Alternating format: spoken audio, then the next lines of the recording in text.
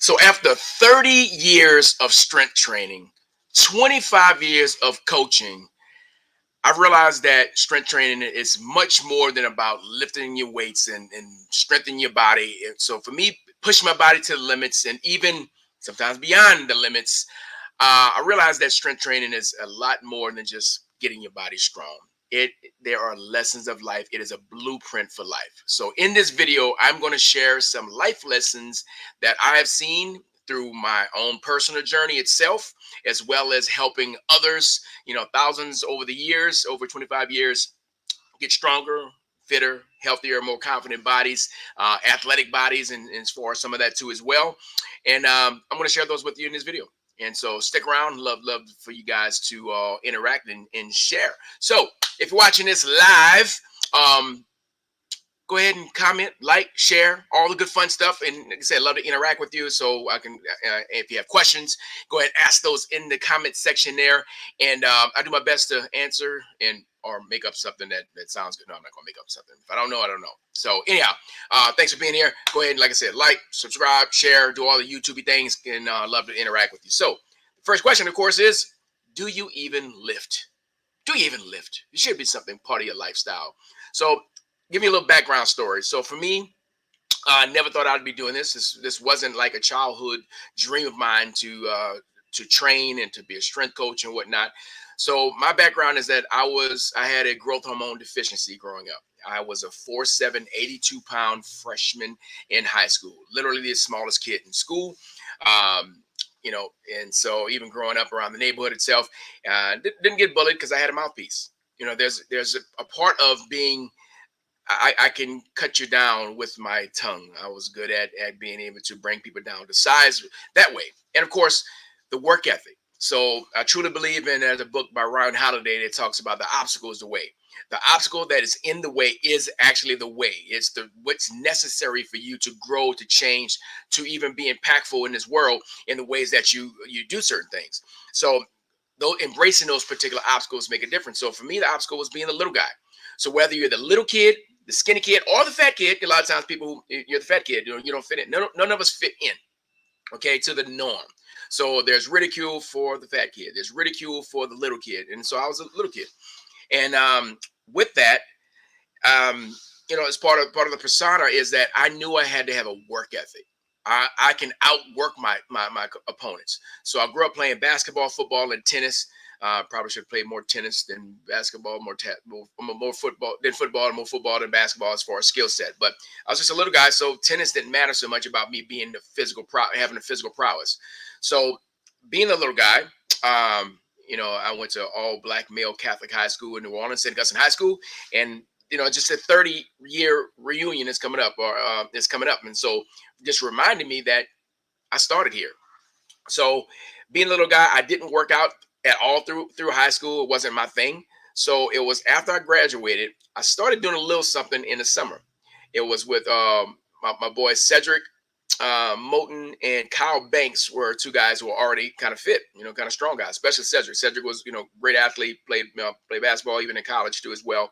And Ced had these triceps. He would like kind of do this flex, and he would flex his tricep, and I'm like, man, get out of my face, dude. So Ced was already in it, and so I can remember starting off with him at the French Riviera Spa back in back in New Orleans. They don't exist anymore, and started training a little bit. And I can remember I couldn't lift 90 pounds on the chest machine. And I can remember, Sayed telling me, like, man, come on, Cal, you got to at least be able to get your body weight. And I was like, I'm trying. Like at the time, I was about a $120, $125 maybe when I graduated high school. So I grew a foot through high school. Late bloomer, I had to take actually protropin growth hormone to get caught up because I wasn't just a little kid. I was behind in my maturity. I didn't hit puberty till 17, so I was behind in so many different areas. Foot through high school. So I got to college. Now I really get serious about training and working out. And then it became part of what I started doing. And in my freshman year of college, I grew 2 more inches and gained 50 pounds of muscle and body just as a rapid. Finally, my metabolism said, okay, you can put some weight on, you can do these things. So I gained 50 pounds in my first year. and it was all like the right kind of weight. It just exploded in a late as a late bloomer. So now I'm a towering 5'9" now. But like I say, being a little guy, 5'9", you're not supposed to dunk. That was something I wanted to do. And so I went to school for sports medicine, athletic training. I have a master's degree in that. So strict training still wasn't part of anything in that. But as I started doing this, I grew this love for my body and training bodies and understanding the science behind the anatomy of the body, because I was in the sports medicine, dissected the human body, know it from the inside out, have X-ray vision when it comes down to that, because that was my profession in sports medicine. But this love and affinity for strength and conditioning kind of came about, this strength training.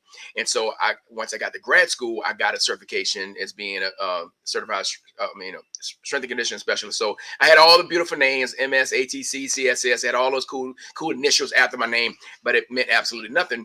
But it moved me into this realm of being a strength coach. And so my first gig at University of New Orleans was assistant athletic trainer and strength and conditioning coach for Division I athletes. Yeah, they didn't pay me for both positions. I got paid just for one, but it was a lot of work. But I grew into this part of, I had done some personal training before. I trained some athletes. I haven't had the experience of doing that, but this moved me into where, like I said, from strength coach, Hurricane Katrina, set this out this way, went from training high octane Division I athletes to a retirement resort at Horseshoe Bay Resort out here.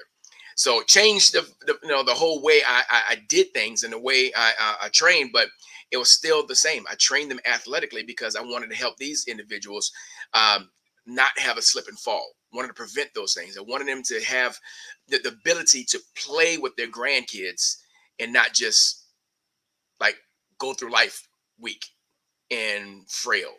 And so that was the whole part of that. And while I did that, I started developing my business, which has been doing for the last 16 years. Verus Fit Transformation Lab, and we do team personal training.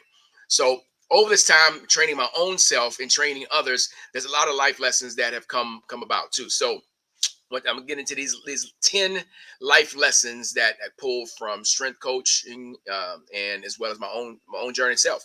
Life lessons that are parallel to things in your business, in your work life, in your relationships. A lot of these things go hand in hand too. So before I get into it, once again, if you're checking this out, at any point in time, go ahead, if you're live, go ahead and comment and ask questions. I'd love to interact with you, but also go ahead and subscribe to the channel, like it, comment, do all the fun YouTubey things, and share with your peeps if this is something that can help them.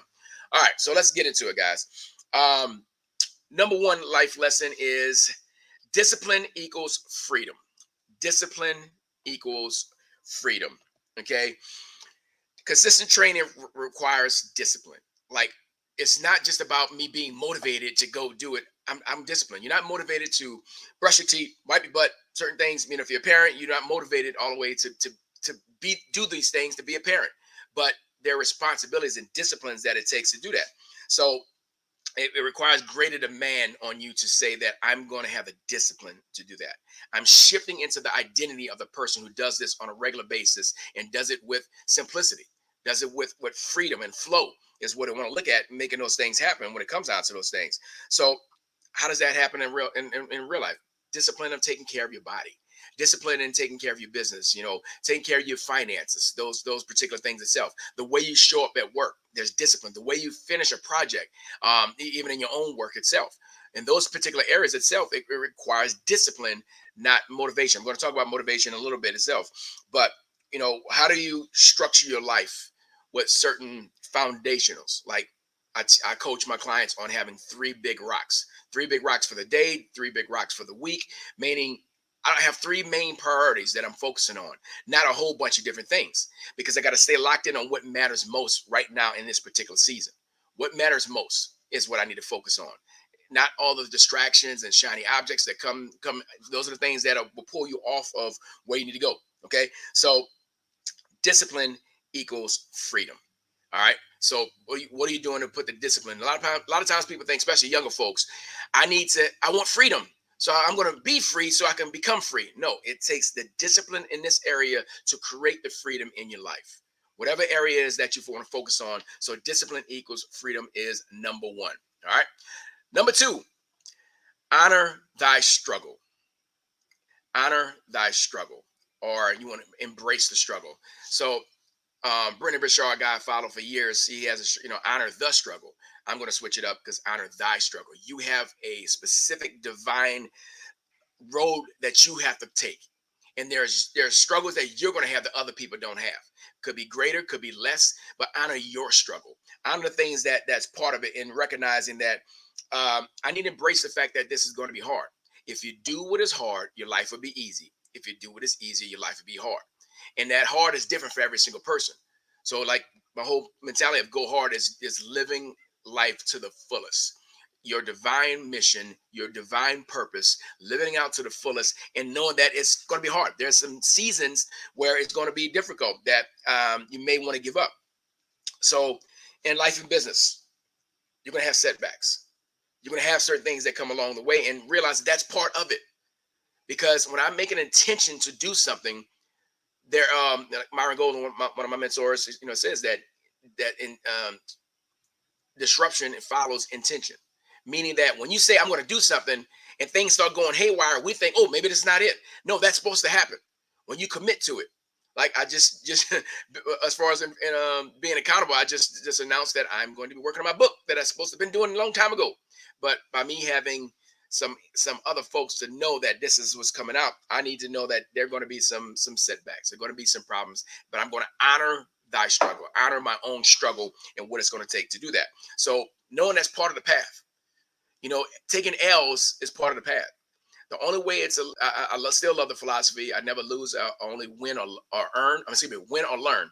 Um, I only lose if I don't learn the lessons from that L, that loss. So if I'm learning how not to do it, I'm also learning for my own clients and the people that I lead. You're learning these lessons to help the folks that you lead along the way. Okay, so pay attention to that part of it too as well. All right, so honor the struggle. It's going to be hard.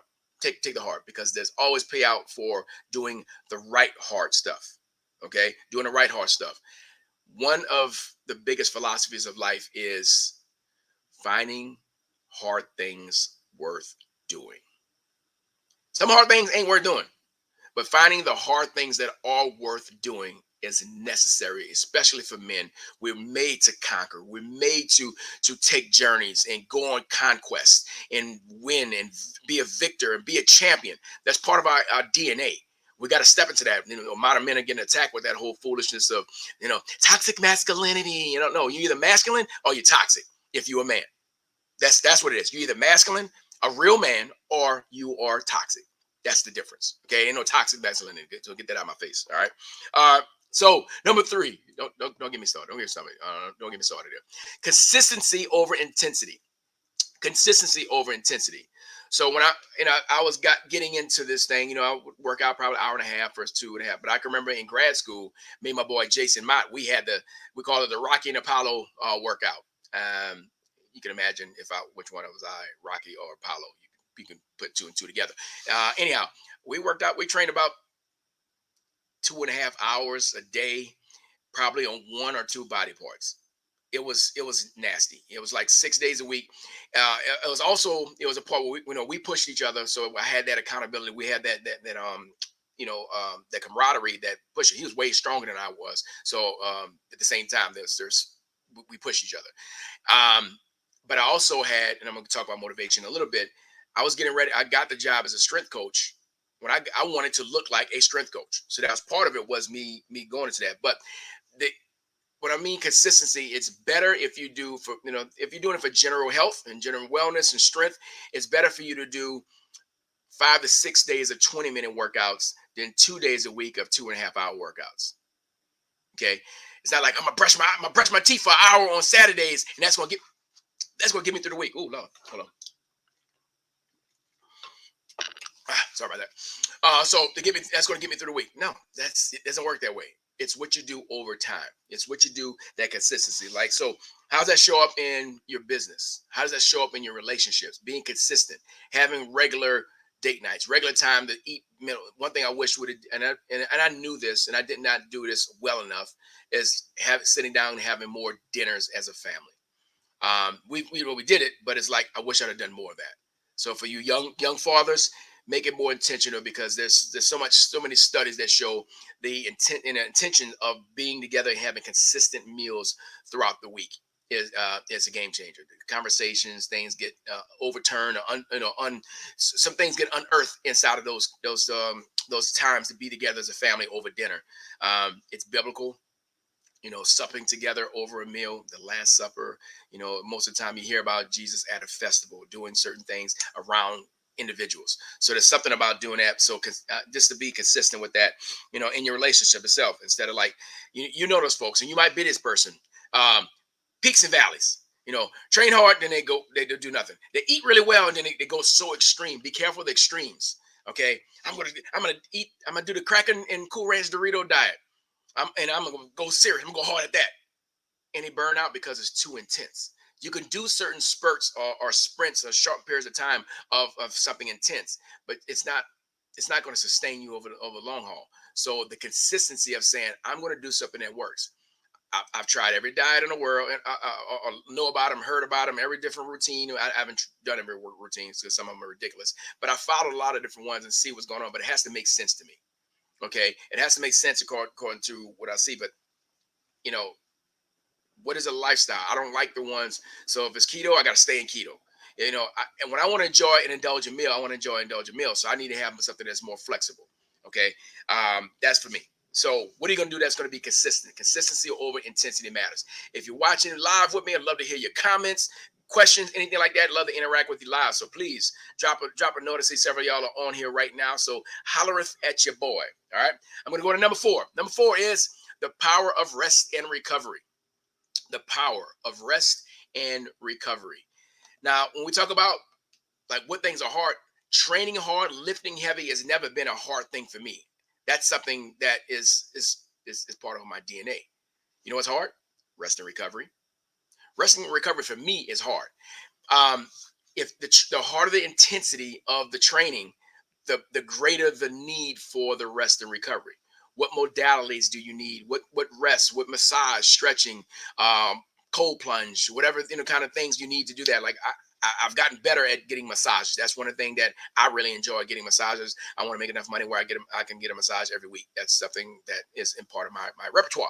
So I want to be able to do that because also my love language is physical touch, and even just to be touched and worked on like that for me is therapeutic. But I need to know about taking the rest. You know, God worked for 6 days, rested on one. So whether you're training 4 days or 5, whatever it is, you need enough rest, recovery. So it's like Monday did bench, Tuesday did bench, you know, Wednesday I'm skip, Thursday do bench. Okay, your body you're gonna have some overuse injuries. So there's a part of it that needs to say, what am I recovering? Active recovery. Sometimes it's like moving, but it's not doing the same intensity of the work itself. And I wear an Aura ring. That's something that kind of lets me know with my sleep patterns. I'm looking for more sleep patterns and your resting, your HRV, your body's ability to recover. Now I have a decision today. I want to train today. My I had 3 days in a row where I did not sleep well, and I needed a bit more recovery. So praise God, I got 8+ hours of sleep last night. Yes, I did it to take something, just a regular sleep aid to help me make sure I get those 8+ hours because I needed them. I know my body. That's one thing about also getting to know yourself, know your body. I know my body well enough to know that if I go 2 or 3 days without getting enough sleep, that puts my resistance low enough for me to get sick. I could be around sick people all the time as long as I'm eating well, training, and I'm getting enough sleep. I'm fine. But if I don't get enough sleep, that's one of the things that shows up for me that get sick. So I got the sleep. I got the rest and recovery. So are you doing the things not just in your training, but what about in regular life? Got Blockchain Wayne in the building. Um, Blockchain says, I'm with you on a massage. I always did better when I planned them out. Yes, absolutely. Unless you're talking about messages and you just misspell messages for massage. Now, when you're playing when you're playing out the recovery, it's a reward for doing the hard work. It's a reward, and also, but it allows you to say that I'm doing the recovery. It's like taking the vacation on those particular things itself. So what about rest and recovery for work? Once again, are you taking the vacations? Are you taking the rest time? As men, a lot of times we can be hard charging and it's going after getting the thing done. But many times we have to say, okay, if I have a big project coming up, and I have a big project coming up, and I'm like, hey, guys, I need these 2 weeks. I need these next 3 days to be able to focus on. Yeah, I already. I made sure. Yeah, he made Wayne made sure to let me know he was talking about the massages, not the messages. but I need to make sure that I got to communicate. Hey guys, I'm going to be locked down for the next 2 weeks. Like dad doesn't exist. It's just 2 weeks. But after that 2 weeks, we're going to go on a vacation. We're going to go and celebrate this. We're going to do these things. So letting them know it's going to be um, something that is just a short period of time, and I'm going to come out of it. And I may plan. You may need to plan a recovery thing. You may need to plan the massage at the end of a hard training season. If you're preparing, like say an event, you're preparing for a Tough Mudder, a Spartan, some kind of event itself, 5K, 10K, half marathon. Then at the end of that, I'm going to treat myself by a few days of relaxation. I may have more indulgent meals after that because of the discipline. So those are some of the things that you want to plan out as you go. So we don't want to help prevent the burnout. Guys can just be hard charging, going after it, and not taking the necessary rest to keep moving. And you got to get the rest. Got to get the rest and recovery. So that's number 4 is the power of rest and recovery. Number 5, the mind muscle connection. Okay, looking at the mind muscle connection when it comes down to training. And I don't know, something must be my nose itchy. I don't know what's going on with that. So I'm not picking my nose. I'm just itchy. Just roll with me. Okay. So there are certain forms of training that you do, certain exercises that require a lot more technical movements. So if you're doing snatches, you're doing pulls, you're doing some different kettlebell work, you're doing Turkish get-ups. Some things require you to really have a lot more focus, on the bench itself. If you're doing certain ones, especially if you're going for greater maxes, you're going for something that you haven't quite been comfortable doing yet. So it requires more attention. And so you need to be able to say, I'm focusing on my nutrition, my recovery, my breathing. Some of those things are technical that I need to pay attention to. So that's a connection in there. But so how does that look as far as me focusing in my life, my business and life? Mindfulness, being able to stay engaged in the conversation, being able to make great decisions sometimes on the fly. What are the connections I'm having with other individuals? I need to know that sometimes, I said, me being a physical person, I'm a hugger. I'm a hugger. Give me some dap. Let's, saying that's part of this physicality behind even me as an individual. It's not just about like we talk, like a lot of guys when we talk about, oh yeah, physical touch is my love language. We're not just talking about sex. Okay. It's just physical interaction, a touch, a high, like at the end of our workouts. We come together and everybody brings it in at my studio, bring hands in, go hard all together, high fives everybody. Sometimes, and I tell them all the time, sometimes you're here for the workout. Sometimes you're here for the quote or the scripture or the high five or the attaboy from your people that's around you. Okay. So look at the fact that there's a connection in how we relate our bodies, and our minds together. So there's a part of it that is a connection. You can't separate one out of the other. So sometimes the physical can affect the mental. The mental can affect the physical. Okay. So that's number 5 there. Number 6, life lesson. Once again, if you're watching live, go ahead and love any questions you may have or comments, drop them in there, as well as like I said, anytime, just go ahead and drop that. But go ahead and subscribe to the channel, like, grow, share with your peoples, and let's keep rolling. Okay. Number 6, the importance of intrinsic and extrinsic motivations. Okay. Intrinsic and extrinsic motivation. Let me see. Got a comment here. Wayne says sometimes it's about the vibration of the people around you. Exactly. That's exactly what we're talking about right here. And this one and one further down the line too as well. What are the things that motivate you to keep you going along the way? So we're talking about importance of intrinsic meaning internally motivated, extrinsic from the outside, some other things. Some people call it, you look at it in an internal locus of control versus an external locus of control. Both of those are very similar to when it comes down to what are the things that move you. So what are the things that drive you? Now, intrinsic ones are going to be more powerful, but also there's an outside. What are those things? So I look at intrinsic as like your divine why. Like if you know your identity, your calling is to do a particular thing, there's a part of you say like, this is the body I get to carry out God's assignment for my life. This needs to be in good shape. Our cars, our vehicles, that is the thing that gets us around. We want it to be in optimal shape. We want it to be a good car that gets us to where we need to go, a good vehicle. This is the vehicle that carries the anointing, that carries the divine assignment, that carries the legacy towards your kids, legacy of the things that you produce, the messages, the books. That I gotta write a book. The books, they all the things that you're supposed to do. It's coming through here. It's coming through this vessel itself. So what is that thing? What does your identity say that I need to do this? I need to take care of my body, but at the same time, what is it going to be on the outside of everything else? So for me, when I have folks and I sit down, I want to get to the heart of the matter. There are times when I sit down with a client and so what do I want to do? I want to lose weight, get in shape, get rid of this, my gut and da da da. Okay, why now? Um, then you see the shoulders come down. You see their breathing change. They start to describe the real reasons. Now, you've probably heard 5 levels of why, going down and keep asking why till you get to the real matter. When I ask a few, like, get out of the surface level, I just want to get in shape and feel good about myself. Okay, that's nice. But why now? There's tears sometimes that comes from there. I'm going through a divorce. I'm 1 year away from being the same age as my father when he died of a heart attack.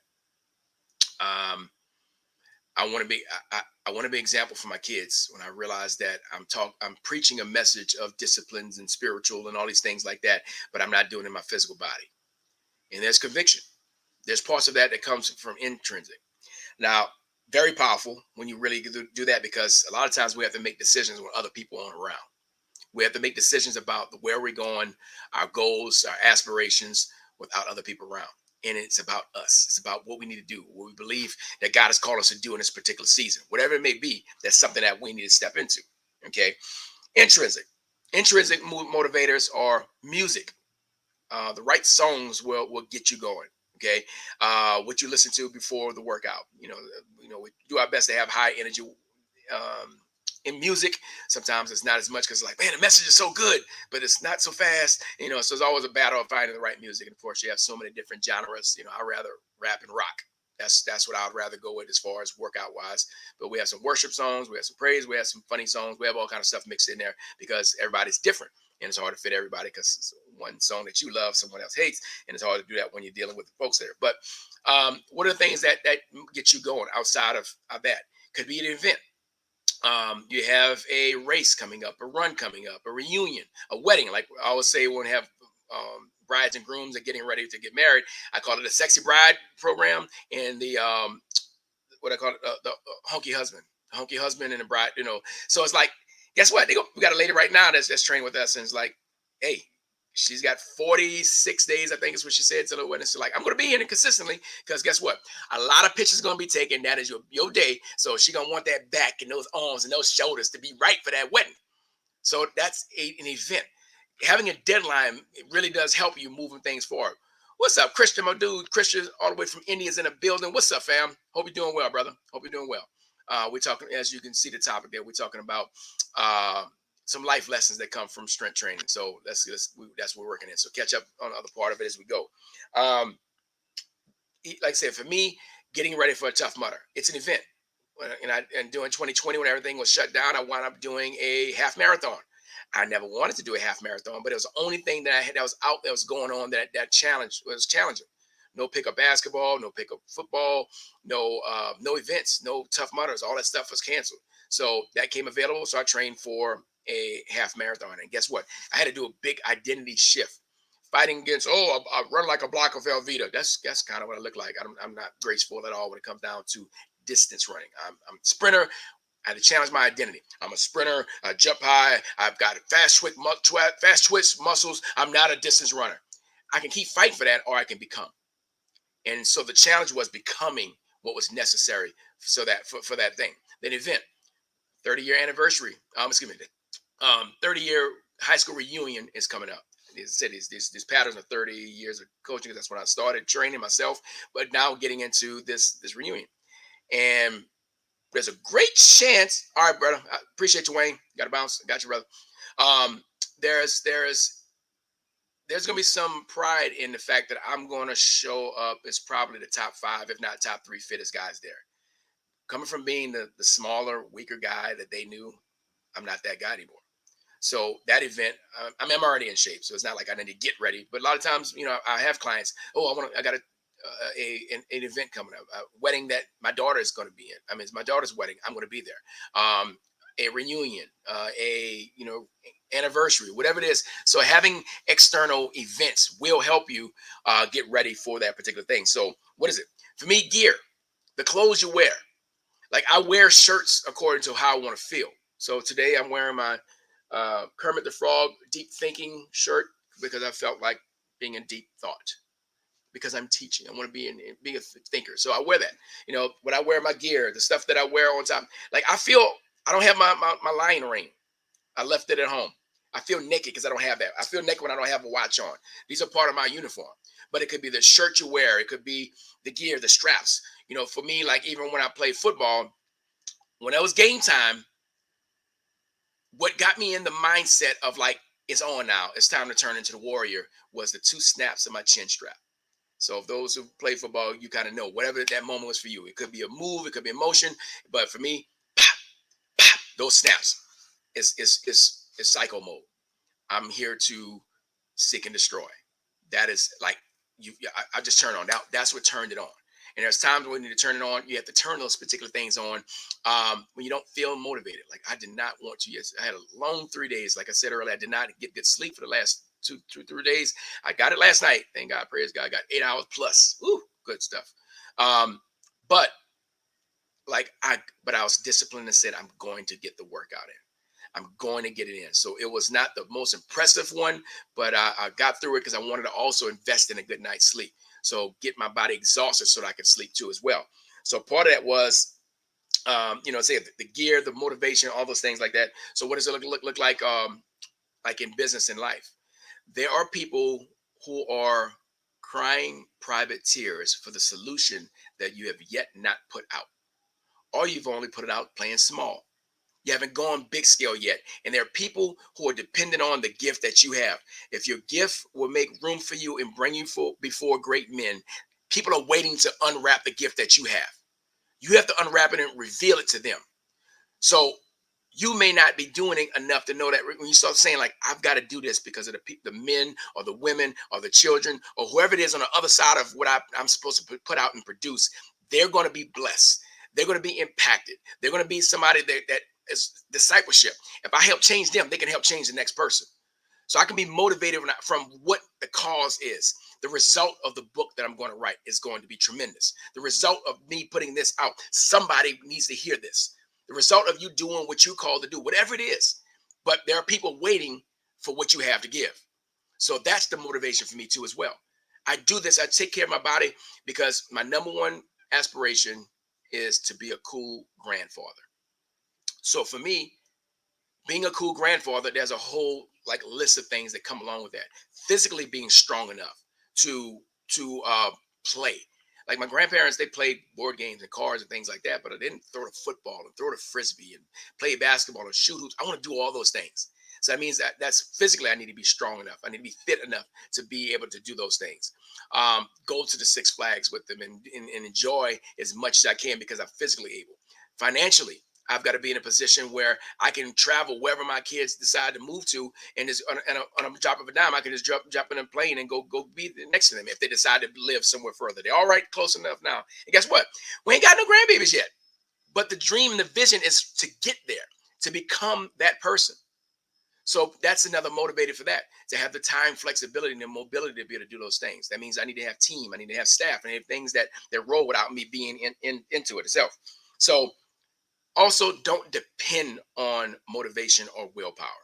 They're great assets, but I don't want to wait until I'm ready. To wait till I'm motivated. That's I hear all the time. I'm just not motivated. It don't matter. I'm not motivated to brush my teeth and wipe my butt. But it's a good thing for me to be disciplined enough to make it happen. You make the decision, you make the commitment, and let the motivation come and go. Don't worry about the motivation. Don't depend upon it. It's great to bring it in and recruit it, but don't depend upon it. That's the part we don't want to do is depend upon that being the only way that I'm getting this thing done is because I'm not motivated. I need willpower. Now, there's a book by Dr. Benjamin Hardy that talks about willpower doesn't work. Michael Langston, my boy from way back elementary school, says first grandbaby is coming within 2 weeks. It's a girl. Congratulations, brother. Congratulations. Can't wait to get there, but I can't wait to get there. You know what I mean? When that time comes, my kids ain't ready, and I'm not quite ready, but I'm in preparation for that. I'm in preparation for those grandbabies to come itself. So, I mean, motivational sayings, songs, all those things are great to bring in. My friend Tracy, she's a fitness coach too as well. She put this post. I was like, it's so good. Look, so this kind of thing motivates me. She said, today's lesson: no matter your age, you'll always wish you started younger, but today is the youngest you'll ever be. Yeah, today's the youngest you'll ever be. So go now. What did they say? The best time to plant a tree was 20 years ago. The next best time is today. So get started now.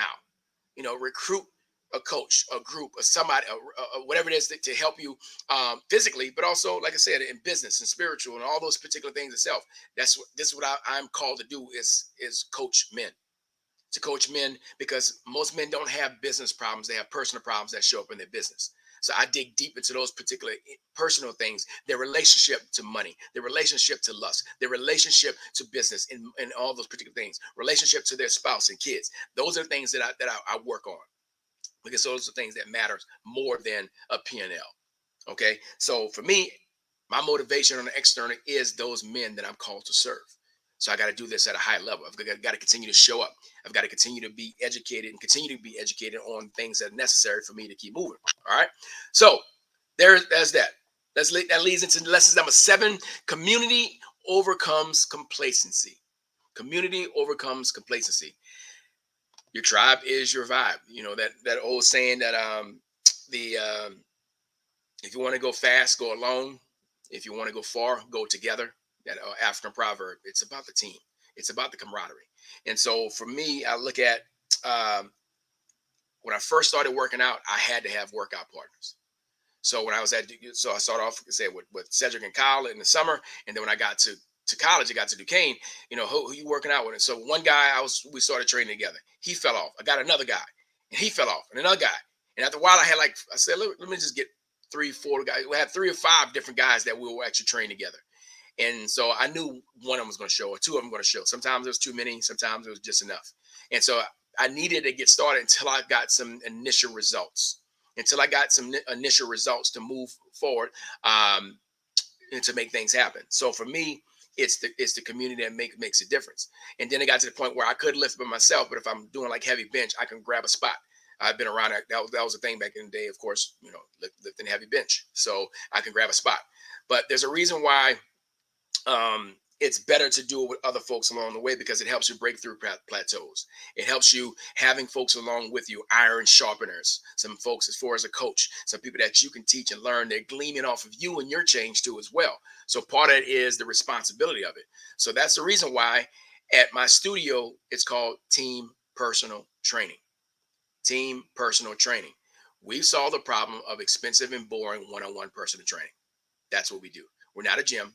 We're a training studio. Okay. So you get individualized attention inside of the camaraderie of a team, not a group. Where there's reasons and its intention why we call it team and not group. Team has a different level of feeling, a different level of association and relationship than a group of people versus a team of people. It's more like-mindedness. It's more driven towards a goal where we're all looking, even maybe different things. Somebody might look at being stronger and get stronger. Some person might be working on a balance and stability, and somebody might be working on like getting jacked and swole. That's not most of our clients, but that's there's some folks that are looking to put on some lean muscle. Well, everybody got to put on some lean muscle, no matter what. But there's a part of it is that the teamsmanship, the camaraderie, the synergy of other folks. Sometimes you feed off the energy, we all feed off the energy of the room, of the environment that we're in. So if you're around a bunch of folks who are talking crazy and this and that in real life, and they're not catalysts towards your change. They're not ways that they're more of a vampire and sucking the lifeblood out of you versus motivating and pushing you to be great. My thing is, I'm not going to allow you to settle for your excuses. I'm not going to allow you to settle for your limiting beliefs. The language you use, all those things are different, and I'm going to stick with that. Okay. Mike says, my favorite complacency quote: "If it ain't broke, break it and make it better." Yes, indeed. I haven't heard that one. If it ain't broke, then broke. Yeah, that's right. That's getting settled. We get so caught in the circle of sameness. We get so caught in settling for the mediocre or just being good enough. The good enoughness is such a big plague for men. This everyone is okay with me being like this, and I'm doing good enough when God is calling you greater levels, calling you to greatness. Like you're just settling for something okay. It's good enough. Good enough is not something I want to roll with. Okay, there's a calling to do something greater in all of us. So yes, we don't get stuck in there. Don't break it. I mean, go break it and make it better. What's the adventure side of this thing that I need to keep moving forward with? Okay. Um, so I look at like Tough Mudder versus Spartan. Spartan, even if you do it with a group of people, it's still you against the course. You climb the rope, you throw the spear, you flip the thing, you carry the. So it's great. I've done the whole trifecta in 1 year, and I'm like, I'm done. It's good. I did it with a small amount of people so we can go fast. I've never done a Tough Mudder fast. I've done it at the pace of my team because Tough Mudder feels like the camaraderie. It feels like the teamsmanship that we have at our studio, but at the same time, we're known in the Central Texas area to being the group that helps other folks. Like we help, so we're known as the team that helps the other people on other teams, other folks. We're all together, and I've been doing it long enough now that if my boy is the MC there, he gives me the mic and I help get us started. So it's pretty cool. I love Tough Mudder because it does feel like I get to serve. And my favorite part is doing the warp wall and then helping other people. Come on, got you. And I'm exhausted after it, and it's so fulfilling. I'm exhausted from serving and I love it. Now I need a moment after that and just bask in the soreness that came from me helping other people, my team, as well as a whole bunch of other folks. And anybody's done it with me, they'll tell you that's part of it. So for me, that's part of it is having that community. Um, that's why I love lions versus the lone wolves. Not lone smart wolves have a pack, but lions know that the strength of their strength comes from the pride of lions. The lone wolf, like many men do, they go in isolation. They're in solitude. We hear the whole part of it being lonely at the top. My whole premise is to create community at the top, to create community of other like-minded men, knowing that you're not alone when you're going through the pit, what I call the pit of despair, where anxiety, depression, suicidal thoughts, confusion, chaos, are all inside of the pit of despair. I want to help them come out of the pit of despair. I want to get down in the pit with you, and we walk out together. We climb out together. So part of it is being the strength in numbers. Jesus could have done it by himself, but he had disciples. King David could have done it by himself. Well, he could have tried to do it by himself. That's different. But he recruited 37, 38 mighty men to come along with him, as well as the rest of his soldiers. But he had guys alongside of him. There's strength in numbers. Samson got in a lot of trouble because he was in solitude a lot of times, instead of being accountable to his family and friends and people around him. So I'd rather be a lion around another pride of lions than being a lone wolf in isolation. Celebrating by yourself or not celebrating at all. Being in drudgery and dreariness by yourself. That's not the way. There's a reason why when people go to prison and they get in trouble, they put them in solitary confinement because they know it's worse than getting beat up and put back in a cell. Where it's not good for man to be alone. It's not just about having a wife. It's part of that, but it's about it's about having relationships. It's about having people that do life with. So community matters. What does that look like in life and business? Is you're not being by yourself. You have other like-minded individuals to help push you pursue things further. Okay, so community matters. All right, we're getting there. Lesson number 8: strength is more than physical. All right, strength is more than physical. What do I mean by that? True strength involves having resiliency. It's having the emotional resiliency, the mental fortitude. It has that, and has things parallel and go over to other areas of your life. It's not just about the physical, but there are 3 basically ways to change, like if they have a real transformation in your life, or even in a particular situation. There's 3 ways to make that happen: psychology, the way you think; the phraseology, which is the words you speak, the words you listen to, the things that you bring in, and your emotional relationship to those particular words itself; and then physiology. If I train my body, I discipline my body to do what it should, I will have benefits in other areas because I did this hard thing. that means I can do the next hard thing.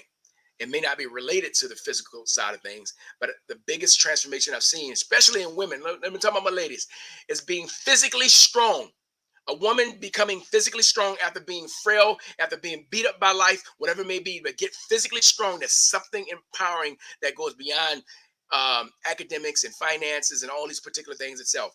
It's something about it that get physically strong that transfers other areas. I've seen women coming off of addiction, men and women, off of addiction, coming off of certain things because they actually train their body to be physically resilient against those particular things itself. Yeah, no pain, no gain. Christian, that's what he says in here as well. There's a part of it. Now, I don't want to be in pain. I kind of, my definition of no pain, no gain kind of has changed a little bit. I don't want to necessarily be in physical pain part of it, but there is a push. There's a part where I've got to dig deeper than the physical part. And like, what am I, if I could do this hard thing here, I could prepare myself to do some hard things in other areas. So there is going to be some difficulty, and embrace the struggle, honor thy struggle along the way that makes me move into that particular area itself. So I can change psychologically, I can change phrase with my phraseology, or I can change my physical, my physiology. And I can change the way my stand, the way my posture is, my voice. I can change the way I show up. All those things can change the way I feel. Okay, so all those things can make a difference itself, but that inner strength is necessary for life changes and difficulty and obstacles that come along. But if you're a leader, these are the things that are necessary for you to keep moving things forward. Okay, so that is number 8. Number 9, celebrate small wins. Celebrate small wins. Progress is going to be incremental. It's going to be small along the way. How strong you get, how much your body fat percentage changes very slow. You may see the scale. It depends on how big you are and how hard you work, and you can see the scale change. But it's not always about the scale. It's about the strength. It's about the confidence. It's about how my pants fit, how my shirt looks. Am I filling the shirt out the right way? Am I putting a lot of pressure in the front of the shirt here, in my belly? Or am I putting a lot of pressure in my shoulders and my arms and things of that sort? All those things change as a part of it itself. But celebrate the wins along the way. Like, your goal might be, I'm going to bench 225. But you don't celebrate until you get to 225. Guess what? It's going to take a while to get there. So in the process, what am I celebrating? Man, I made this landmark. I made this thing happen. I made this thing happen. Man, I lost 2 pounds. I hear people all the time. I only lost 2 pounds. I only lost 5. No, you lost 2. You lost 5. Take the only off. You've done well. You've been doing some changes. You're starting to make some changes that allows your body to respond. And so I'm committed to the long haul, but at the same time, I need to celebrate along the way. How many workouts did I get through this week? How many things did I do? How many different things did I do to sacrifice to get here? How many vegetables did I have? All these things, celebrate along the way. Give yourself a high five. I've done some great things along the way to get to that big destination, whatever that body fat percentage or that strength or that level, the feat of strength that you want to do to get to that. Okay, I want to run a marathon. Okay, celebrate the 5K, the 10K, the half marathon along the way. All right. So there's some parts where we celebrate. Why does it matter? Say in finances in your life, to make a certain amount of money. I won't celebrate until I get to a certain status. I won't celebrate till I get to a certain position in my job or in the company or whatever it may be. I talk about this all the time. I did network marketing for years, and there are moments where, like, I said I wasn't going to celebrate until I got to this particular rank. Got the first rank, got the little coin, threw it to the side. Second rank, third rank, moved through those pretty quickly, and got to the fourth one. And I said I was going to celebrate when I got to 5 or 6 or whatever it was. Never got there. I never celebrated the victories. I never celebrated when I had great months. I never celebrated when I recruited really well. I didn't do any of those particular things. So the same way, we have to know how to count wins and celebrate along the way. Celebrate along the path itself as you go, not just waiting for the big thing to come up. Christian says, in every fall, find the strength to stand strong. That's right. And how can I get up? How can I learn from this particular situation? Like Bruce Lee said, don't pray for an easier life. Pray for the strength to endure a difficult one. I love that. Give me the strength to take the hard things on. Give me the capacity to do with the hard work versus let me like miss it. I want this escape. Take this away from me. I don't want the hardness. but if I take that fall, I take that L, and I use it as an opportunity to learn, to grow, to be stronger in other areas, is what I need to do. So, I need to celebrate along the way, and not just wait for those particular things, because celebrating along the way also maintains the motivation. It keeps me going. It helps my convictions towards my goals itself. Something going back to the mindset I forgot about. So I can remember training my athletes, and but I'm motivated by this cup. I love this cup. I love this. Laser Ranch is the company. They're clients of ours. They made these cups, and I got my Lionheart on this side. I got the Verus fit on the other side. Little things like that. It motivates me to drink the water. I have here this one here for my coffee stuffs. So little things like that motivate me. They inspire me. So find those little things. Let it be quirky. Let it be weird and different. But it's a total side note. But when I train my athletes at University of New Orleans, these are Division I athletes. They basically kind of owned by the university when it comes down to. I didn't have people to say, well, I didn't want to show up. Like, they knew they could not play if they didn't show up for their training, and they had to do basically what I said. So they entrusted their bodies. The coaches of the different sports entrusted their athletes that I was going to do the best job I can to give them. The way I looked at it, I gave them freaks of nature athletes that defy the odds. So my big folks, I wanted to be nimble and agile like the little folks, and little folks to be strong and as powerful as the big folks. So I can remember, like, we're talking about New Orleans summer, running outside in the sun, running sprints and stuff up like ramps and all kind of things like that. And I can remember some of the basketball guys saying, "Coach, we play inside. Why are we running outside?" I say, "You never know. I'm preparing you. I'm taking you through Armageddon to prepare you for the little battles that you're going to see on the court or on the field." And the week after that was when that, if you remember back when LeBron James was in Cleveland and they had a game there and the AC went out and they were slipping and getting dehydrated and having all kind of issues going on. But like, my athletes would have been ready for a situation like that. We had to train. Like, we were below sea level. In our conference was University of Denver. Altitude change. Mentally, we had to be ready. We had to go a day early to get prepared for the altitude change. The coach had to be smart enough to be able to sub differently because our win was going to be different from those guys. So part of that is like the preparation has to be harder. That's why soldiers go through boot camp to make sure to weed out the folks that don't need to be sitting around with a gun in their hand if they ain't ready for it. All right, they go through boot camp, police academy, fire academy. All these places are in preparation to get there. Preseason football, training camp. All these things are part to weed out the folks that don't belong there, and to strengthen mentally, physically, spiritually, emotionally the guys that need to be there, or the gals that need to be there. Okay, so there's a part of it that says that's the mindset I wanted to bring back up in there too as well. So celebrate along the way. And number 10 is never stop learning. Never stop learning about your body, about training, about nutrition, about all the things necessary.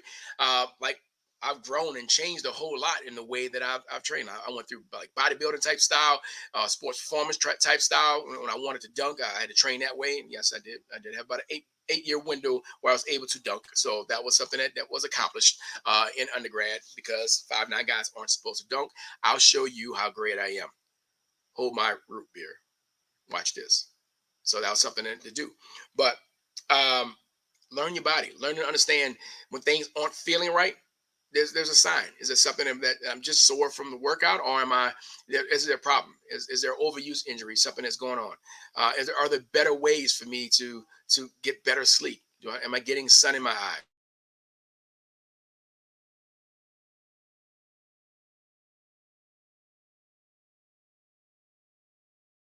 So that's a concept. Oh, sorry, I lost you for a second. I don't know if my internet went down, but getting sunny eyes to turn off the melatonin, turn on a serotonin, to help you get sleep. So there's certain concepts and little tweaks that you may need to do to change your sleep hygiene, to change the things that you do on a regular basis itself. But for some of us are in professions where we have to get continuing education units, CEUs. I don't have to get those anymore because I don't have any governing bodies of strength other than, in fact, CPR stuff. But I don't need to get that. But I'm always learning. Continue to educate myself. The books I read, the conferences I go to, the mentors and coaches that I always have. I've had a coach, 1 to 3 coaches at a time over the last 12 years. I'm going to have coaches. Good coaches have coaches. Just letting you know off the top. All those Olympian athletes, they all had coaches. Just remember, just a little side note with that. But be a student, okay? Um, this is the only body we get to do the things we get on this side of earth. This is the only body we get to do this life thing with. So we might want to know how to optimize it. We do it with our computers, we do it with our cars, we do it with so many different things that we optimize it to be the best functioning way it can be. You know, if something's not working, we've got a virus, we take care of it.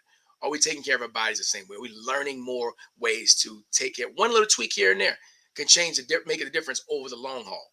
So what are we doing as far as learning about our body?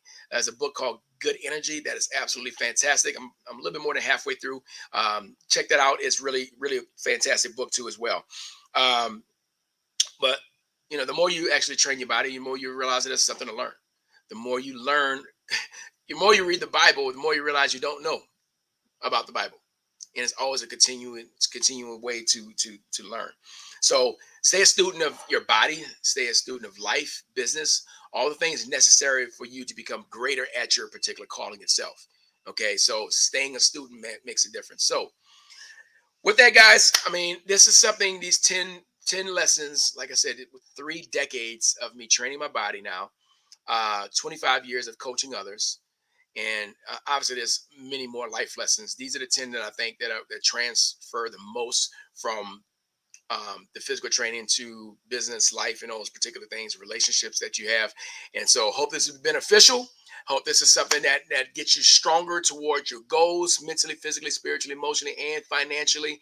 And once again, subscribe to the channel, like it, do all the comments and all the YouTubey things, and let's continue to grow. And I appreciate you guys. Love y'all. God bless. Go hard. Peace.